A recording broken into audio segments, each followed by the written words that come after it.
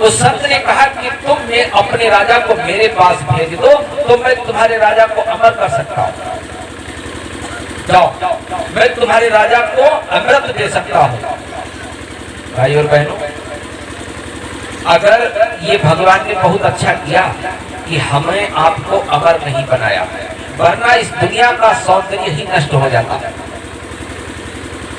जो आकर के ही जाए ही ना तो फिर उसकी व्यवस्था में व्यवधान पड़ जाएगा और इस दुनिया की सुंदरता नष्ट हो जाएगी। जहाँ कहीं भी कोई अच्छा कार्य प्रोग्राम करते हैं हम लोग तो दो रास्ते बनाए जाते हैं, आने का और अगर खूब बढ़िया ढंग से कोई कहो कि कार्यक्रम अच्छा हो तो व्यवस्था ऐसी बनाई जाती है कि आने का रास्ता और जाने का और।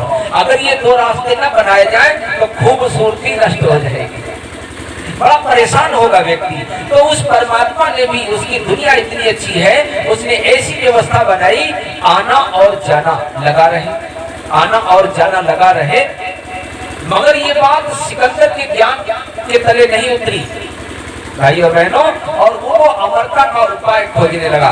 भगवान ने बहुत अच्छा किया, आना और जाना जो लगाया है ये दुनिया उसने बहुत अच्छी व्यवस्था पूर्ण ढंग से बनाई है। तो वो फकीर के पास दूत ने कहा कि नगर के बाहर एक संत बैठे हुए हैं, उन्होंने कहा है कि अगर सिकंदर हमारे पास आ जाए भेज दो तो हम उसे अमृत दे देंगे, वो अमर हो जाएगा। सिकंदर ने आनंद फानंद में देर नहीं लगाई, गया और फट से संत के पास गया, प्रणाम किया। हे महात्मा बताइए वो कौन सा अमृत है और हमें अमृत दे दो, मैं अमर हो जाऊं, मैं अमर होना चाहता हूं। तो उस संत ने कहा कि बेटा मैं तुमको ही बताऊंगा, मैंने अभी तक किसी को बताया ही नहीं और तुम्हें उस अमृत की जरूरत है। मैं तुम्हें बताता हूं, आप फलानी जगह पर चले जाओ और उस अमृत का पान करो, अमर हो जाओ। सिकंदर ने कहा जल्दी से बताओ। हाँ, सिकंदर ने कहा कि वो खरा है, बात सत्य है। तो संत बोले हाँ खरा है, सत्य है। तो फिर आपने क्यों नहीं पिया? सिकंदर कहने लगा तो फिर आपने क्यों नहीं पिया? तो संत ने कहा कि उसे तो पशु पक्षी भी पीना नहीं चाहते। वो जहां पर है वहां पर कोई भी पशु पक्षी नहीं मिलेंगे आपको, जीव जंतु नहीं मिलेंगे, कोई नहीं मिलेगा वहां पर, वो सब उसको पीना ही नहीं चाहते। तो मैं क्यों पीऊं? तुम्हें इसकी जरूरत है और तुम पियो जाकर के। तो सिकंदर ने कहा तुमने और किसी को क्यों नहीं बताया? बोले कि इससे बड़ा मूर्खता भरा और कोई काम हो ही नहीं सकता, मैं क्यों किसी को बताऊं? तुम्हें जरूरत है तुम जाओ अपने शहर में, अपने राज्य में उस वन को नांगिए, फिर वो एक पहाड़ आएगा उसको नांगिए और दूसरे पहाड़ की तलहटी में सरोवर है और उसमें वो अमृत सरोवर है और उसमें जाकर के जल पी लो। और ऐसा रास्ता बता दिया कि सिकंदर जल्दी से जल्दी वहां पर पहुंच गया। और जैसे ही सिकंदर पहुंचा देखता है ना कहीं कोई पशु, ना कहीं कोई पक्षी, कहीं दूर दूर तक नहीं दिख रहे। तो उसने कहा ऐसी जगह तो विष वाली होती है, अमृत वाली जगह पर भी कोई नहीं है, क्या मतलब है? तो फिर सोचने लगा कि वो महात्मा तो पागल है, मूर्ख है। अरे मेरे अंदर अकल है, मेरे पास राज्य है, मेरे पास महल है, मेरे पास खजाना है, मेरे पास दास है, मेरे पास सब कुछ है और मैं तो जरूर पीऊंगा। और जैसे ही उसने उस अमृत सरोवर में अंजलि भर करके पीने ही वाला था, तभी एक आवाज आई, हे महानुभाव, अरे जरा मेरी तरफ देखो, ये जल मत पीना, ये अमृत सरोवर है। सिकंदर ने कहा ये कहां से आवाज आ रही है? कहा कि पहले मेरी दशा को देख लो, पहले मेरी तरफ आओ, मेरी दशा को देख लो, मेरी इस दुर्दशा को देख लो।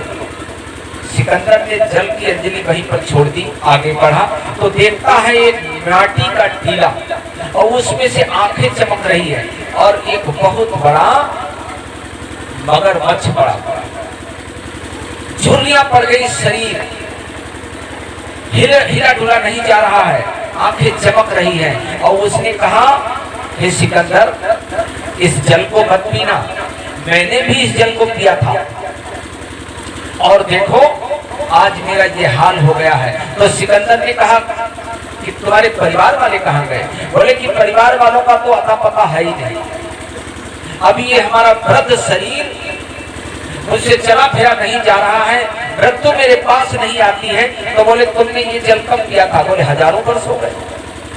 मौत आती नहीं है, चला फिरा जाता नहीं है, ये शरीर जरा जीर्ण हो गया है, मैं अकेला यहाँ पे पड़ा हुआ हूँ, दुख भोग रहा हूँ, कोई दिखाई नहीं देता है। तो मैं ये कहता हूँ कि तुम भी ये जल मत पीना। बोले क्यों? अरे हमारे पास धन है, हमारे पास साधन है, हमारे पास राज्य है, हमारे पास किसी बात की कमी नहीं है और मैं अकलमंद हूँ। तो मगरमच्छ बोला अकलमंद मैं भी था, बुद्धिमान मैं भी था, मैंने ये पिया था।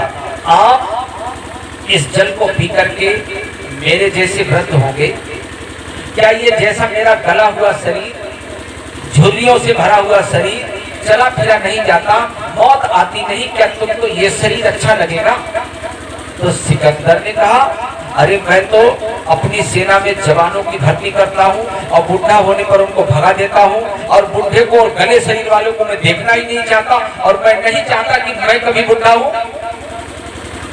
तो उस मगरमच्छ ने कहा तो इस जल को मत पीना, अगर आपको उपाय करना है तो ऐसा उपाय करो कि आप जवान भी बने रहें और मौत भी ना आए, जवान भी बने रहें और मौत भी ना आए। सिकंदर ने की बात तो सही कह रहे, अरे इस जल को पी लेने से बुढ़ापा तो रुकेगा नहीं, केवल मौत ही तो नहीं आएगी। देखिए ये सही सलाह दे रहे। अच्छा मैं अभी उस फकीर के पास फिर दौड़ करके जाता हूँ।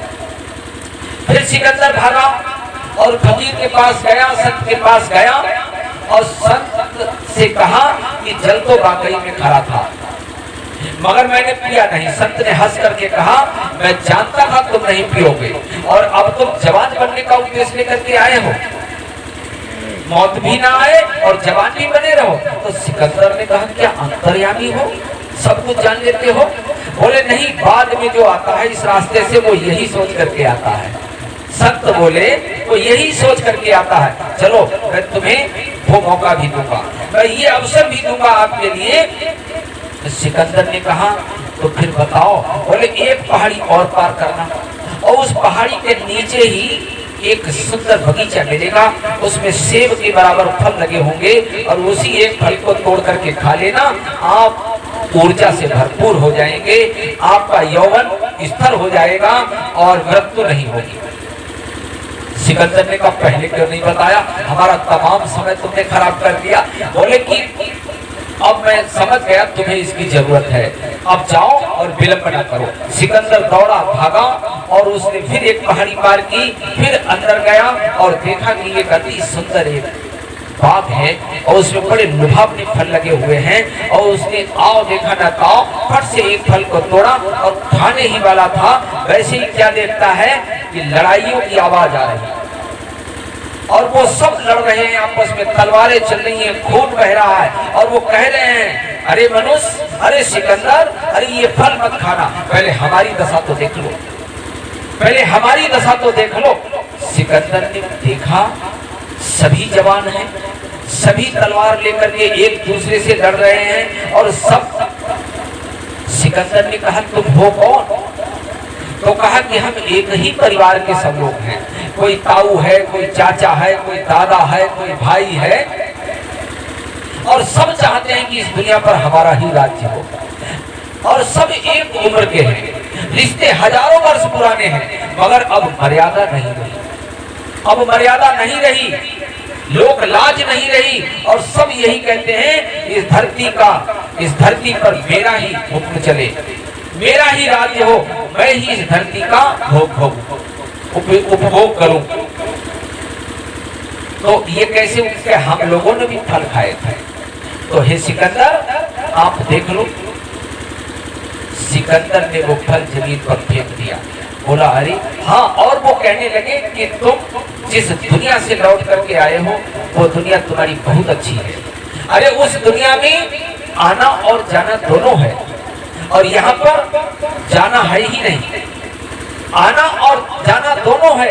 वहां पर जब एक बाप का बेटा जवान होता है तो बाप को यही लगता है कि मैं ही जवान हो रहा हूँ। अपने बेटे को सुखी देख करके पिता को बड़ा अपार सुख होता है कि जवान होते हुए बेटे को देखकर पिता कहता है मैं ही जवान हो रहा हूँ। और बेटे की जिस दिन वो शादी कर देता है पिता, उस दिन अपने कमरे को छोड़ देता है, बढ़िया वाला कमरा बेटे और बहू को दे देता है और अपने आप झोपड़े में चला जाता है। मेरा बेटा और मेरी बहू सुखी रहे, बस इसी में मुझे आनंद आता है।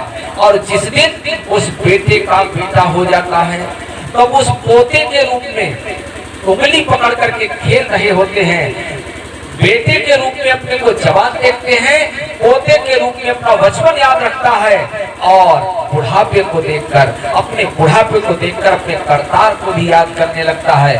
वो दुनिया तेरी बहुत अच्छी है सिकंदर, तो उसी दुनिया में वापस चला जा। बोले सद्गुरु भगवान की जय।